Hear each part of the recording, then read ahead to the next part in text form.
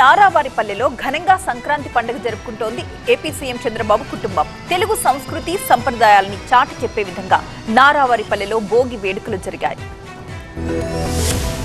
నారావారిపల్లెలో జరిగిన భోగి వేడుకల్లో సీఎం చంద్రబాబు కుటుంబ సమేతంగా పాల్గొన్నారు. హరిదాసుల సంకీర్తనలు, గంగిరెద్దుల ప్రదర్శనలను సతీమణి నారా భువనేశ్వరితో కలిసి తిలకించారు. తెలుగు సంస్కృతి సంప్రదాయాలను చాటి చెప్పేలా నారావారిపల్లెలో భోగి వేడుకలు జరిగాయి. పోటీలు నిర్వహించి విజేతలకు బహుమతులు అందజేశారు. గ్రామస్తుల కోసం నిర్వహించిన సంప్రదాయ ముగ్గుల పోటీలను భువనేశ్వరి, బ్రాహ్మణి స్వయంగా పరిశీలించారు.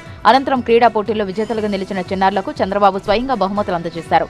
నారావారిపల్లెలో జరిగిన భోగి వేడుకల్లో చంద్రబాబు మనవడు లోకేష్ కుమారుడు దేవాంశ్ ప్రత్యేక ఆకర్షణగా నిలిచారు.